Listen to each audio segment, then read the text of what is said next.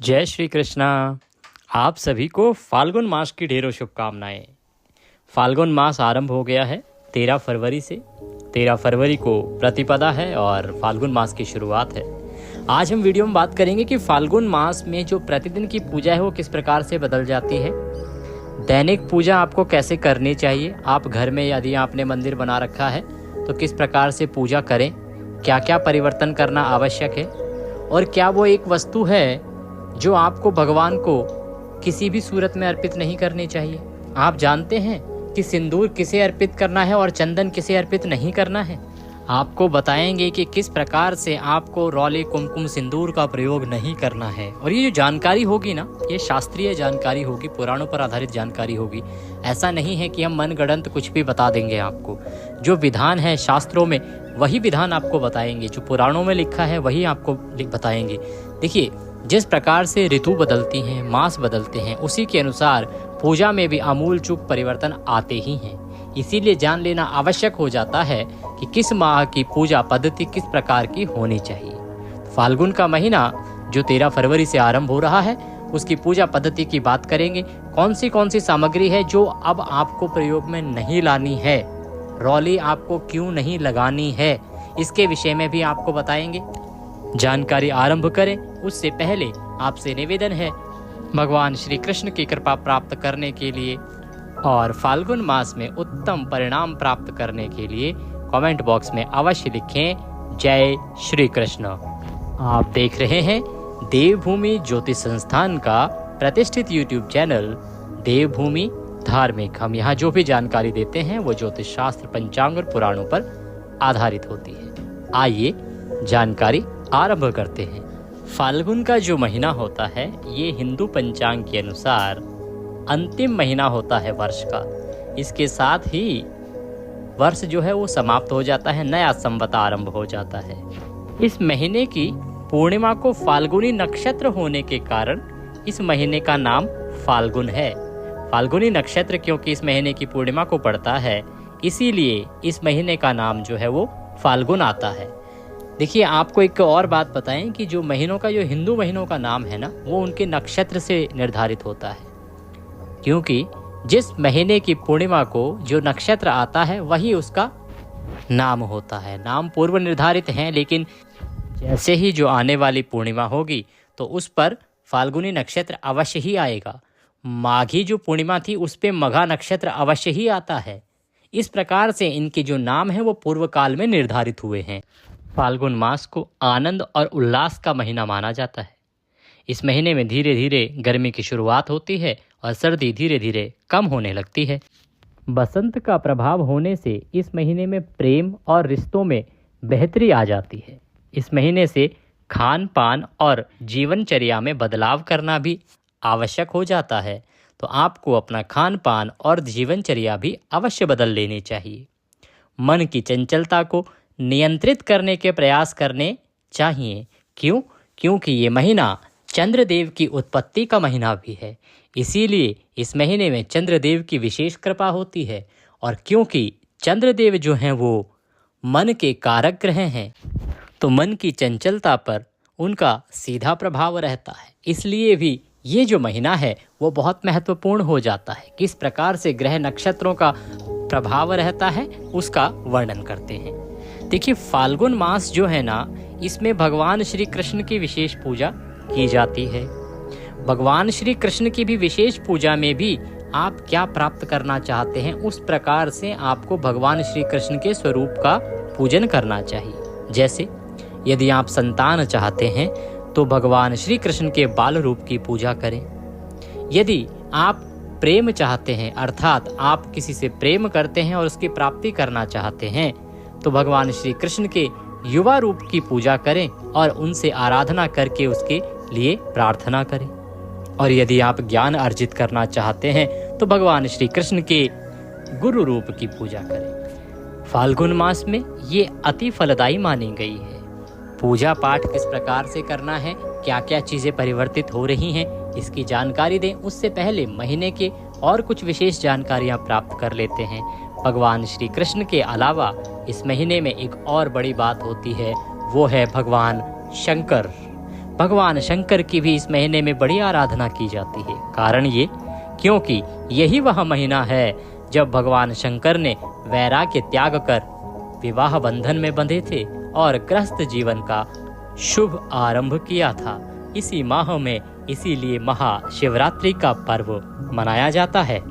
भगवान शंकर भी इस माह में बहुत कुछ देने वाले हैं। और जैसा हमने बताया, चंद्रदेव की पूजा आपको इस माह में अवश्य करनी चाहिए, क्योंकि ये उनका जन्म मास है। इसी माह में उनकी उत्पत्ति हुई थी, उनका जन्म हुआ था। इसीलिए इस माह में उनकी विशेष कृपा प्राप्त होती है। इस माह में आपको शीतल जल से स्नान करना चाहिए। इस माह में आपको अधिक अन्न के स्थान पर फलों का अधिक सेवन करना चाहिए। यदि आपको कोई मानसिक परेशानी है, किसी प्रकार की चिंता फिक्र सताती रहती है, या आप किसी प्रकार के डिप्रेशन या एंजाइटी का सामना कर रहे हैं, तो आपको अवश्य ही चंद्रदेव की आराधना इस माह में करनी चाहिए। यदि आप ये पूरा माह चंद्रदेव को अर्घ्य देते हैं, चंद्रमा की आराधना करते हैं, उनके मंत्रों का जाप करते हैं, पूजन करते हैं, तो इसमें आपको लाभ मिलता है। क्यों? क्योंकि चंद्रदेव जो है ना, इन सभी परेशानियों के कारक ग्रह हैं। आपकी जो एंजाइटी है, डिप्रेशन है, मन से संबंधित जितने भी कार्य हैं, वो सब चंद्रमा पर ही निर्भर करते हैं। उनकी आराधना करेंगे, आपकी मानसिक पीड़ाएं अपने आप शांत होती चली जाएंगी। बाकी बहुत से उपाय हैं जो इस माह में आप कर सकते हैं, उनकी चर्चा करेंगे आगे। पहले जान लेते हैं पूजा विधि के बारे में, क्योंकि बहुत से लोग केवल इसलिए इस वीडियो को देख रहे हैं कि पूजा विधि में क्या परिवर्तन है, कब हमें रौली प्रयोग में नहीं लानी है, क्यों हमें कुमकुम नहीं लगाना है, इसके बारे में जानना चाहते हैं। तो अब हम पूजा विधि आरंभ करते हैं कि कैसे आप सुबह की पूजा विधि अपने घर में करेंगे इस माह के दौरान।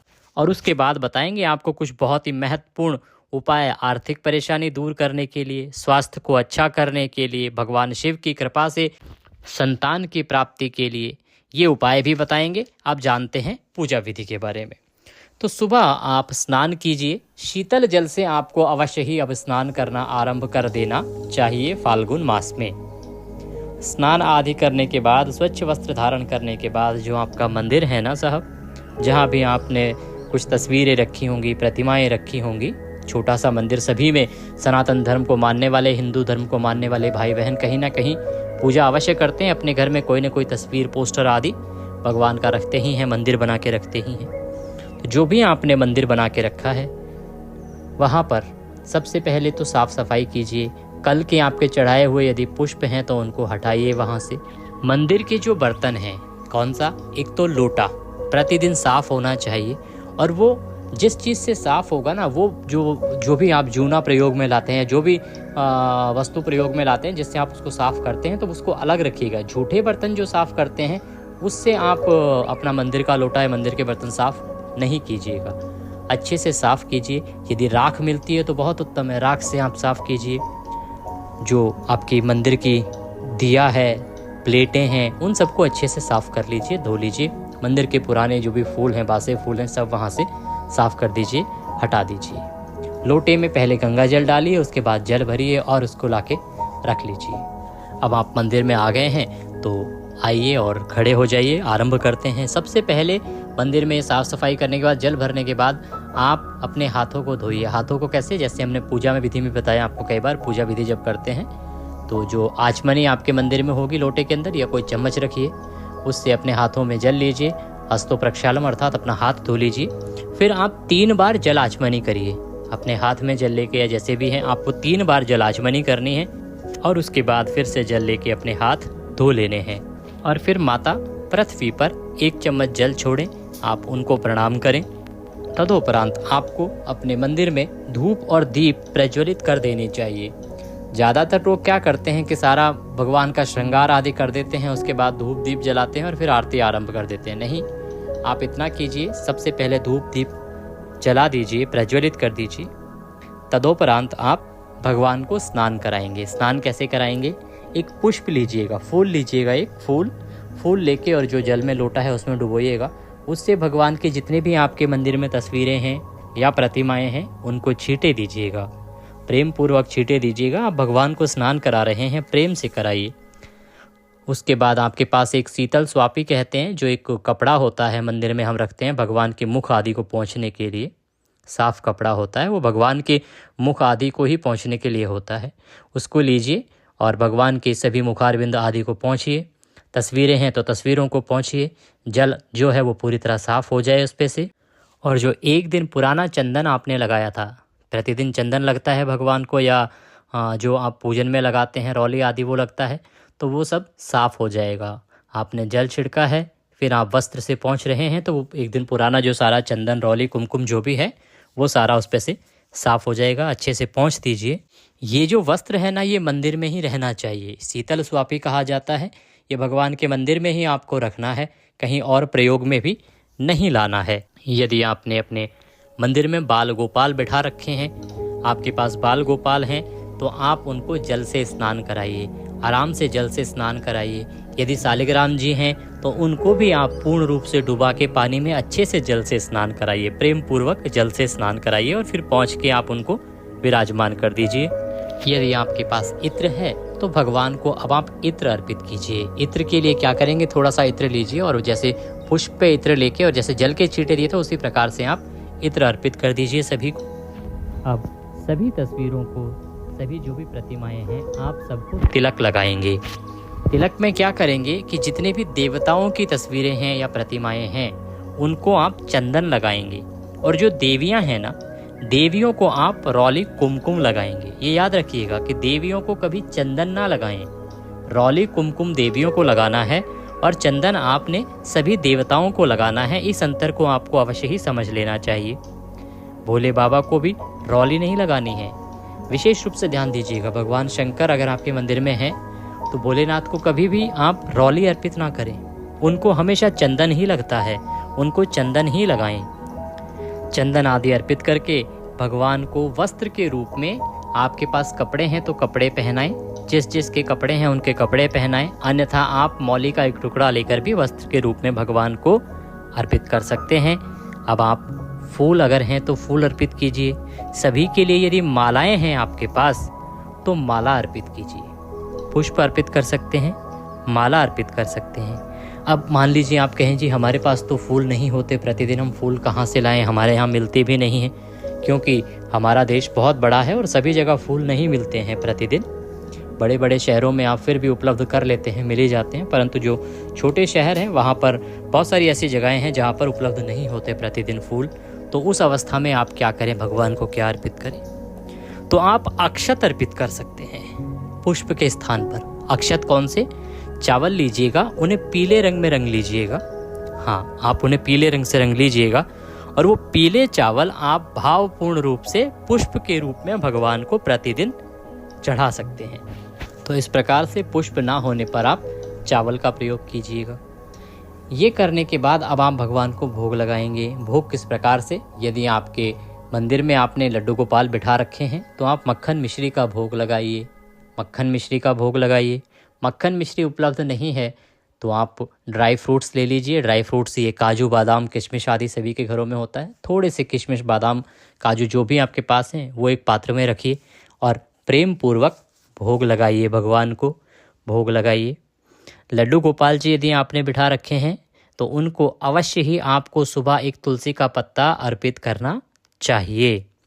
हाँ, तुलसी अवश्य भगवान को चढ़ाइएगा। अब क्योंकि ये जो भोग लगा रहे हैं आप सभी देवी देवताओं को लगा रहे हैं तो उसमें आप तुलसी का पत्ता ना रखें। यदि आपके मंदिर में केवल लड्डू गोपाल हैं, कृष्ण जी से संबंधित या भगवान विष्णु से संबंधित अवतार ही हैं तो आप तुलसी के साथ भोग लगा सकते हैं।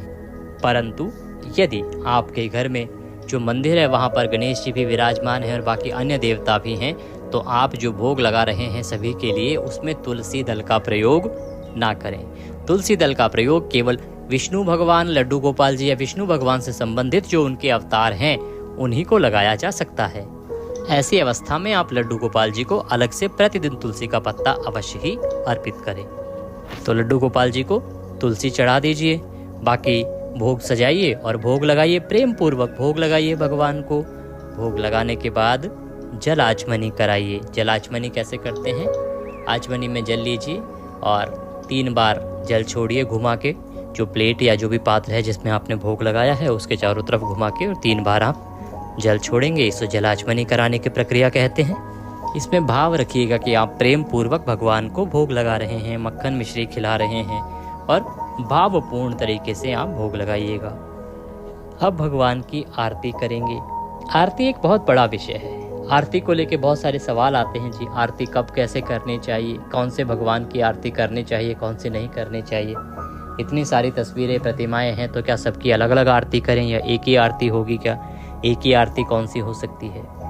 देखिए, एक तो आप गणेश जी की आरती अवश्य करें, प्रयास कीजिए गणेश जी की आरती कीजिए। गणेश जी की आरती में सिर्फ 2 मिनट लगते हैं। छोटी सी आरती है, जय गणेश जय गणेश जय गणेश देवा, माता जाकी पार्वती पिता महादेवा, ये वाली जो आरती है 8 या 10 लाइन की आरती है, इसको आप कीजिए।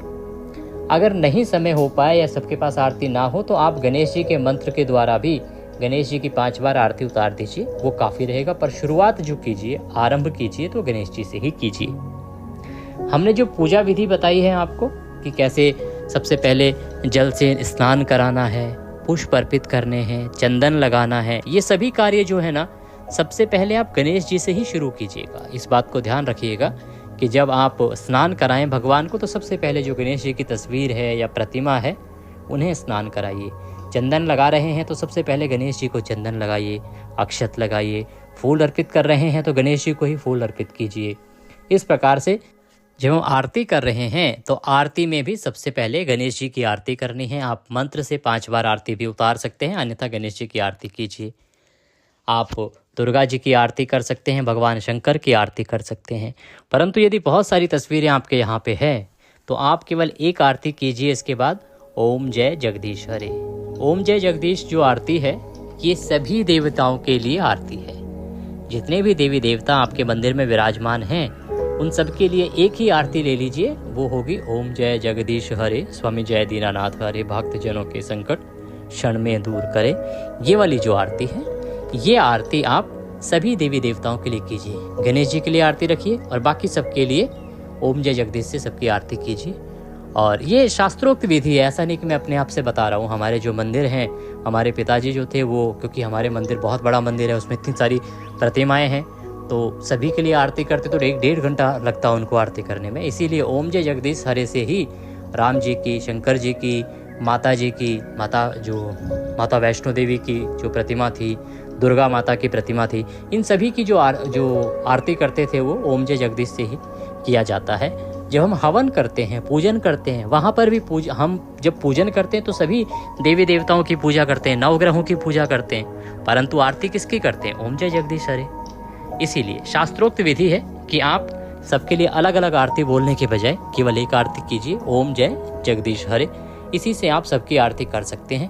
आपके पास बहुत समय है तो आप अलग अलग माँ दुर्गा की कीजिए, शंकर भगवान की आरती भी पढ़िए। जिस जिस की आरती आप पढ़ना चाहते हैं वो पढ़ सकते हैं, अन्यथा केवल एक आरती से भी आरती कर सकते हैं। आरती करने के बाद आरती सभी को दीजिए। उसके बाद आपको पुष्पांजलि करनी चाहिए। मंत्र पुष्पांजलि के लिए आपको हाथों में पुष्प लेके भगवान से निवेदन करना चाहिए कि हे प्रभु, न हम आपका आवाहन जानते हैं, न पूजन जानते हैं, न विसर्जन जानते हैं, हम तो अज्ञानी जीव हैं। आवाहनम न जानामि विसर्जनम, पूजम चैवम न जानामि क्षम्यताम परमेश्वर। प्रभु, हमारे जाने अनजाने की गलतियों को क्षमा कीजिए। जैसी हमारी समझ है उसके अनुसार हमने ये आपकी टूटी फूटी सेवा की है। इसमें कहीं जाने अनजाने में हमसे कोई गलती रह गई हो, त्रुटि रह गई हो, भूल रह गई हो तो हमें क्षमा कीजिएगा। आप दया सिंधु हैं, हम आपके दर के भिखारी हैं, हम आपके बच्चे हैं, नादान हैं प्रभु। तो हमारी गलतियों को क्षमा करते हुए दया का आशीर्वाद प्रदान कीजिएगा। इसके निमित्त आपको अर्पित करने के लिए हमारे पास कुछ नहीं है, तन मन धन सब आप ही का है। हमारे पास क्या है? मालती मलका जाति सतपत्रादि संयुक्तम पुष्पांजलि मया दत्ताम ग्रहणाम परमेश्वर। प्रभु, यह पत्र पुष्प की भेंट है, इसे आप स्वीकार करें और दया का आशीर्वाद प्रदान करें। और वह पुष्प भगवान के चरणों में अर्पित कर दीजिए, प्रणाम कीजिए। माताएं बहनें दंडवत प्रणाम नहीं करेंगी, बाकी जितने भी पुरुष हैं वो सभी भगवान को दंडवत प्रणाम करेंगे। इसमें आप अपनी जाने अनजाने की गलतियों के लिए क्षमा याचना अवश्य कर लीजिएगा। और एक और आवश्यक कार्य वो ये, जहाँ पर आप खड़े होकर पूजा कर रहे हैं ना, जहाँ आपके पैर हैं, अंत में वहाँ पर एक थोड़ा सा जल छोड़िएगा और वहाँ पे मस्तक झुका के अपने हाथ से प्रणाम कीजिएगा। ये कार्य आप अवश्य कीजिएगा उस स्थान पर। ये विधि है जिससे आप आने वाले महीने में पूजन करें, और इसमें अमूमन बाकी जो विधि रहेगी वो सभी महीनों के लिए उत्तम है। आप प्रतिदिन की पूजा विधि में इसको अपना सकते हैं। शास्त्रोक्त पूजा विधि है, और आजकल की जो भागदौड़ भरी ज़िंदगी है, लाइफ में समय बहुत कम है, तो केवल 10 से 12 मिनट में आप इस पूजन को कर सकते हैं। 10 से 12 मिनट तो आप निकाल ही सकते हैं प्रतिदिन भगवान के लिए। 10-12 मिनट में प्रतिदिन की पूजा कीजिए। अब बात करते हैं कुछ उपायों की जो आपको करने चाहिए, इस माह में बहुत ही कारगर रहेंगे। जैसे कि यदि आपके जीवन में आर्थिक परेशानी चल रही है तो ये महीना आपके लिए बहुत उत्तम रहेगा। आप क्या करें कि माता लक्ष्मी को पूरे माह गुलाल और इत्र अर्पित करें। गुलाल और इत्र प्रतिदिन आपको माता लक्ष्मी को चढ़ाना है। आपकी जो आर्थिक परेशानी है वो अवश्य ही दूर होगी।